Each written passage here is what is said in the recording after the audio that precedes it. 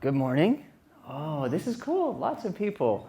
My name is Avinash, and I'll be giving demos after the presentation. So if you take a picture of yourself, tag us, and yay, social media.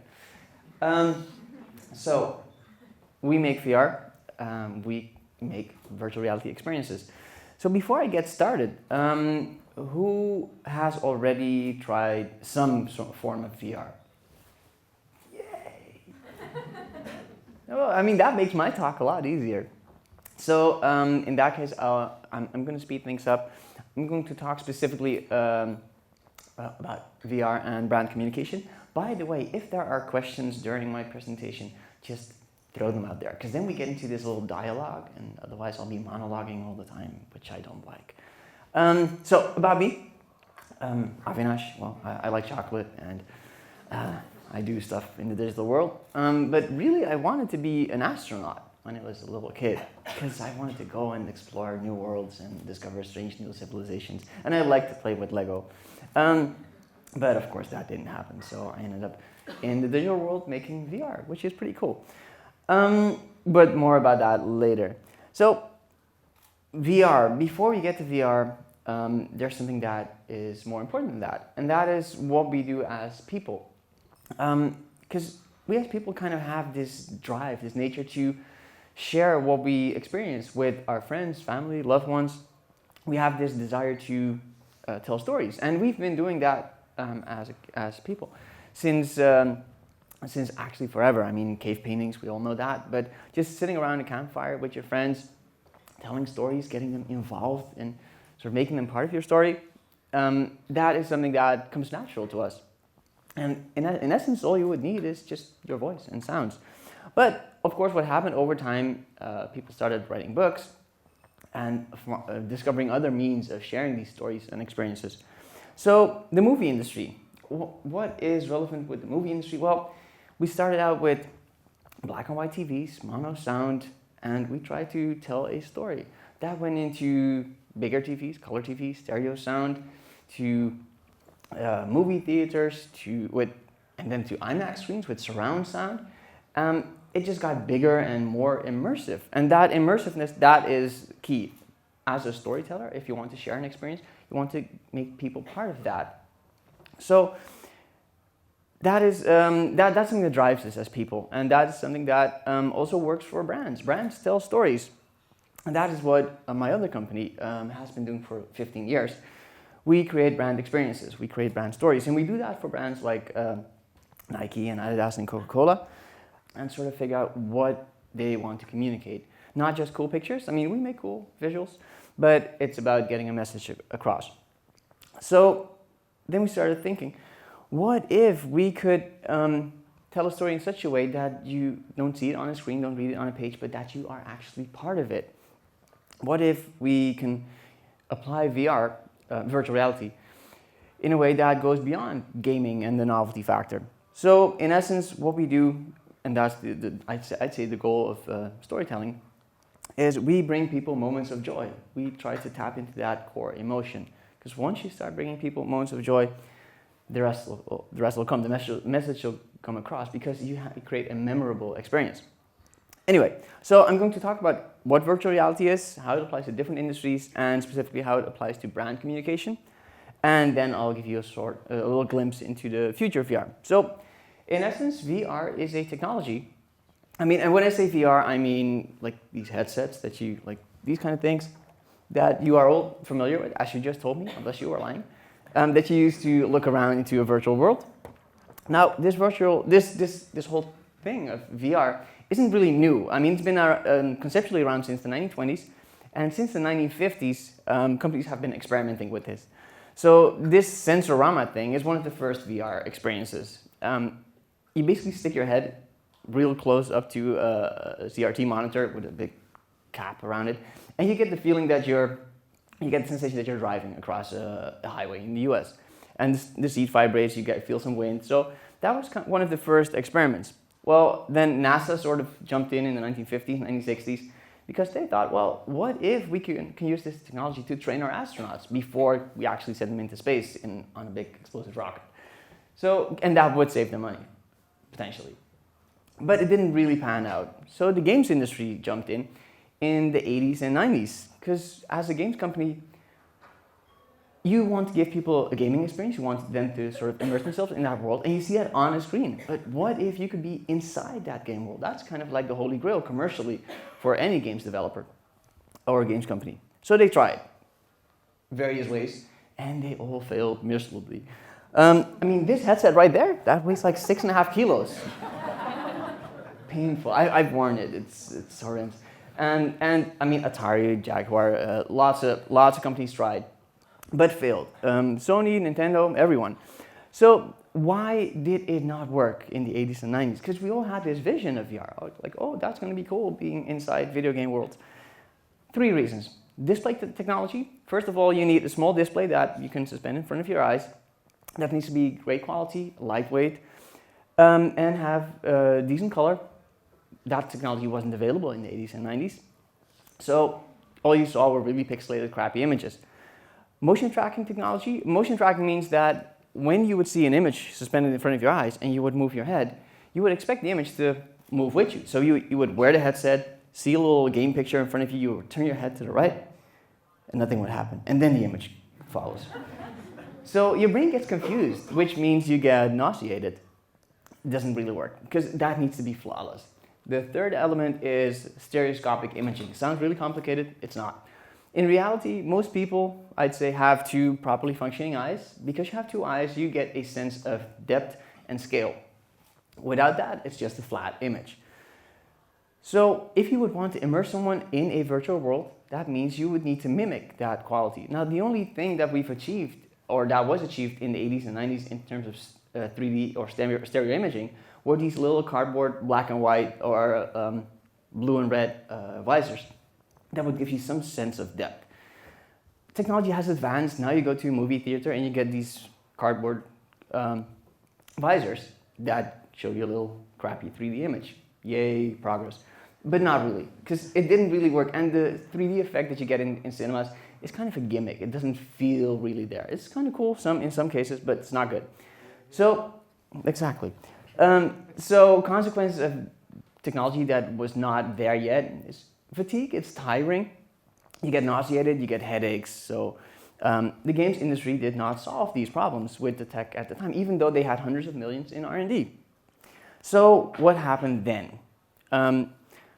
We got an Oculus, one of the first prototype headsets, in our office, and everyone was like, yay, we've got an Oculus, we can play video games. At least that's what I thought when I ordered the thing. So everyone was really excited, which was cool. So what happened with Oculus? Well, it's gaming technology, and that is what Oculus was communicating. They wanted to create the most immersive gaming experience possible. So why was this possible in 2012? The mobile phone industry sort of solved most of the problems that we were talking about. Every one of you, pretty much here, has a smartphone that has a crisp, mass-producible, lightweight display. So that's one thing. Motion tracking, well, most of these smartphones have gyroscopes and accelerometers that will allow you to figure out if you're filming your video clip vertically. Don't. But at least that kind of technology is in your phone. So, and we can use that sort of to do that tracking thing. That third element of stereoscopic imaging, since we're doing video gaming, basically what you would want to do is create 2 virtual representations of your eyes in that gaming world. Since the gaming world is digital, you can just put 2 virtual cameras in there, connect those to the displays, and suddenly you have 2 virtual eyes in a virtual world. So you have a proper sort of 3D effect. So that works in terms of gaming. But in terms of our fantasy, what we thought would happen in VR was very different. I mean, this is what Hollywood has shown us, like big immersive suits and you would see a crappy representation of yourself in a VR world. So we've seen that time and time again in movies like Lawnmower Man, Johnny Mnemonic, Strange Days. The Matrix is a well-known example. Have you seen The Matrix? This is yes, this is no. Anyway, the thing in The Matrix is you get this big metal pin sticking in the back of your head, which is not very comfortable. So glasses are easy. But one of the reasons why I was so fascinated about taking VR, the gaming technology, one step further, was because of, well, these kind of movies, these kind of fantasies, but also a little clip that I want to show you. So, for context, that guy there is a paraplegic. He cannot walk. And he's wearing getting like a VR experience. And now he's experiencing what it's like to suddenly run across a beach. And of course, see a babe.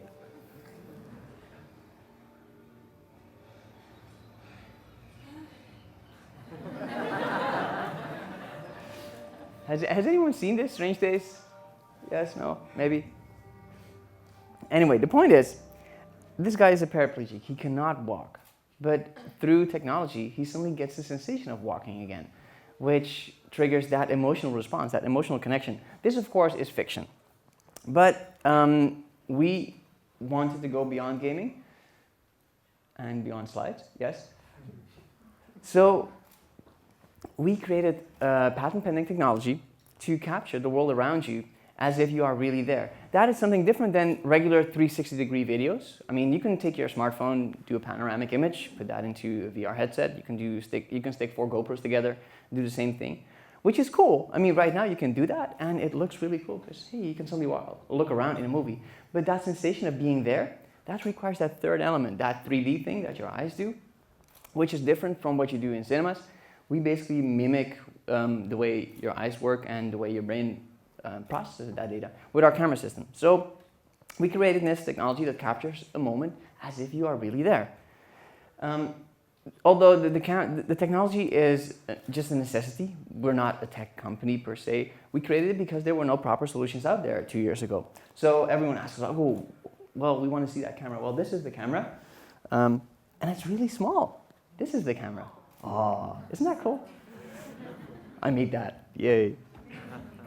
Anyway, so we bring people moments of joy. And what is so special, or what do I think that is special about what we do, is we don't just develop the technology, we apply it, and we go beyond sport, music, and entertainment. I mean, we do capture concerts, we do capture fashion shows, we do that for our clients and for brands, but you want to go one step further for the future of VR. So we do research. When we work with universities and researchers, we try to figure out why certain experiences work or do not work and apply that in our productions. So the idea is to make you experience more than if you would be there in real life or if you would see a regular film in 2D. So, I mean, right now technology and VR technology specifically is very interesting to gamers and tech geeks, but not for the average layman who has no interest in tech. And we feel, or I feel, that this technology is so powerful potentially that we can actually use it to change the world. So I think it's special, but don't take my word for it. I mean, Google us, you'll find lots of press coverage. And we presented to the Dutch king, which was kind of cool, and he liked what we did. Like, oh, hey, this is cool, I'm in a boat. And, but we also apply it to brands. So we hit the New York Times recently with a project that we did for Tommy Hilfiger. So we created a fashion show experience that goes beyond kind of the novelty, like, oh, hey, here's a brand doing a VR thing. We actually started out creating this as a B2B experience that later on went to a business to consumer experience. I'll come back to this later. One of the coolest things about this is that Forbes picked up on it, and there was a journalist at the show when we were filming that who saw us, because Tommy did not advertise like, oh, we're doing VR. We kept it on the radar as well, but of course there were reporters there. Someone saw us, took a snapshot of our camera, did a little piece. That person went to London to one of the stores and tried the experience that we shot. And she said, well, I mean, that's her quote. I mean, she tried it and she was impressed by how realistic it seemed.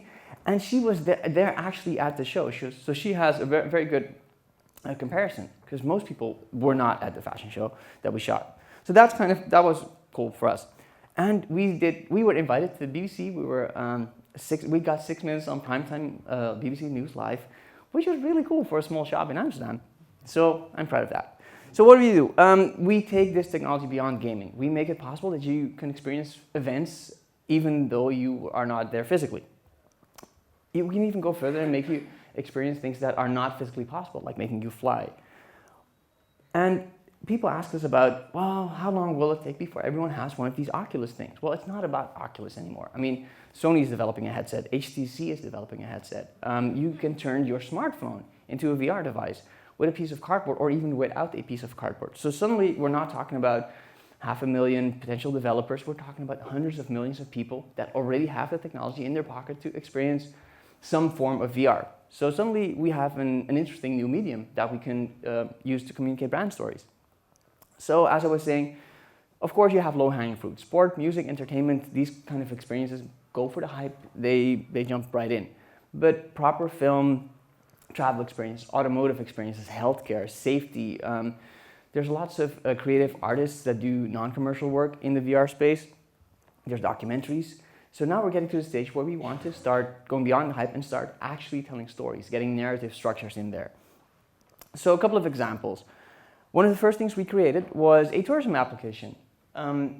Basically, you put on the headset and you take a cruise along the canals of Amsterdam, which really works. I mean, you do feel that you're there. We see people wearing the headset and waving to other people that they see on bikes. And like, really? I mean, but that kind of happens.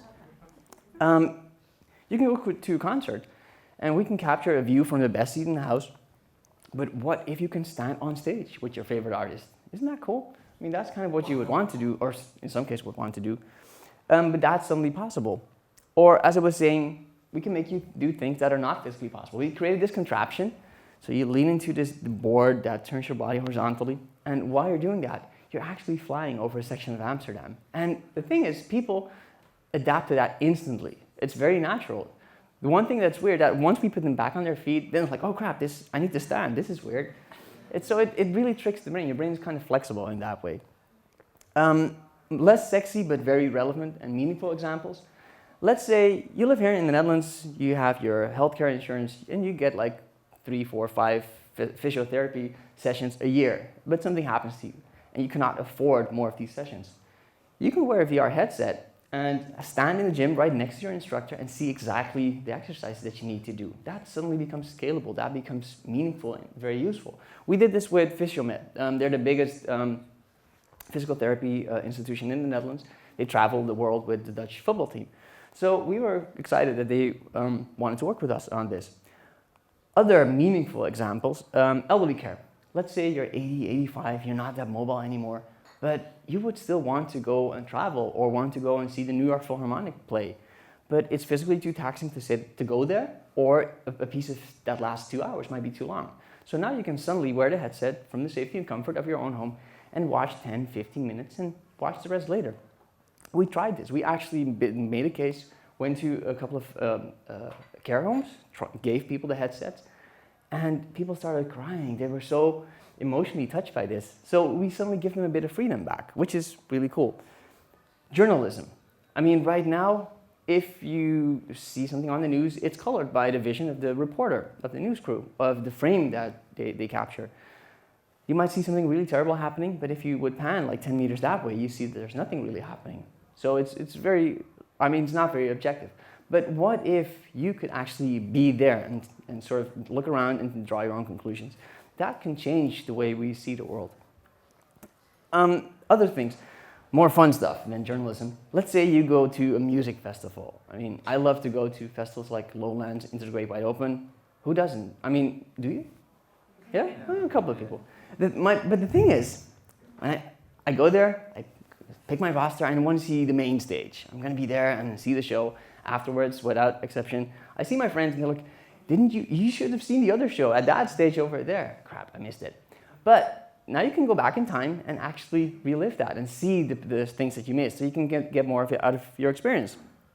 Scalability. Well, you can go to a classical concert, see them play, but what if they're the 5 top people from the Concertgebouw Orkest would give you a private concert? That is not a scalable experience, but suddenly we can give that experience to millions of people. Then people ask us, especially brands, or especially IP owners, well, if we get our content in VR, would people be willing to pay for that? Because everyone's used to free content, YouTube, download crap. And so the thing is, people, yes, will be willing to pay for that. The fight of the century, Mayweather versus Pac, people paid $99 to see a live stream on a laptop or on a tablet. And that's just a little flat 2D experience. What if you can actually experience being ringside, like that you're actually there, standing right next to the trainer, and just pay like $4.99? Of course, people are going to be willing to pay for that, in my opinion. Now we get to brands. A lot of brands right now, or for the past 6 to 12 months, saw VR as a public relations tool, and that is possible. I mean, you can get a huge reach. I mean, everyone kind of knows the Red Bull Stratus jump, I think, and everyone was kind of watching that online, taking pictures, posting that on Facebook. But what if you as a brand can suddenly give the entire world the experience of standing right there, right outside the stratosphere, making that jump? People would get excited about that. Not everyone would dare to do it though, but everyone would talk about it. So that's a huge PR opportunity. But as a brand, you need to have the balls to sort of take that plunge. In a practical sense, well, I was talking about the Tommy case. What did we do?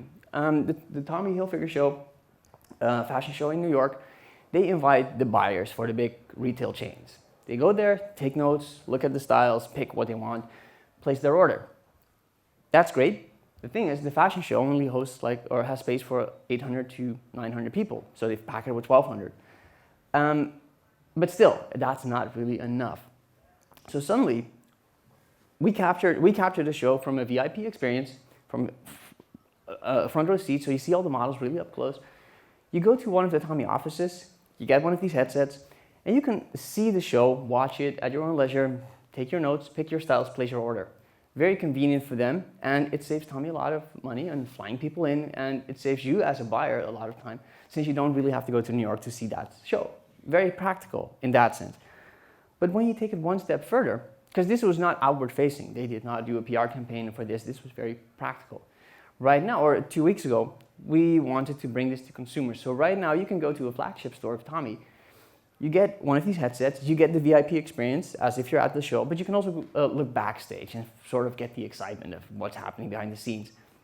The thing is though that since it's in a flagship retail environment, all the styles that you see in the show are actually available in the store. And the people that will give you the VR experience, they've been trained to sort of look at what you might be watching, what draws your attention in the VR experience, and then they will actually go out into the store, get those styles and give them to you to try on. So it becomes a more convenient, a more fun shopping experience, potentially. So that's kind of interesting for them. So they're not placing this way at the entrance and placing big signage like, come and see VR, because then you would just get people to line up because they want to see the gimmick of VR.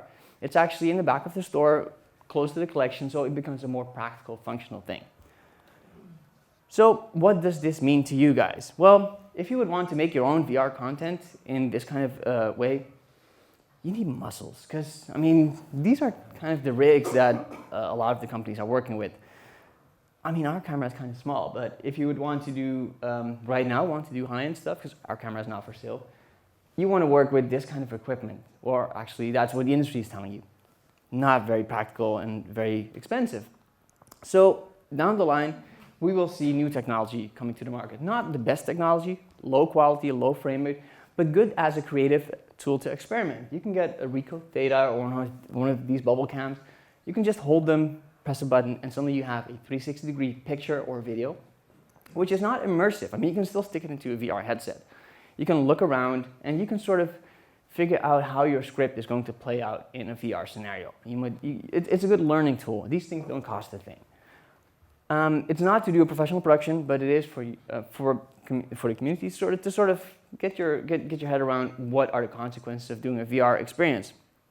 Because the way you tell a story in VR is very different from a traditional 2D narrative.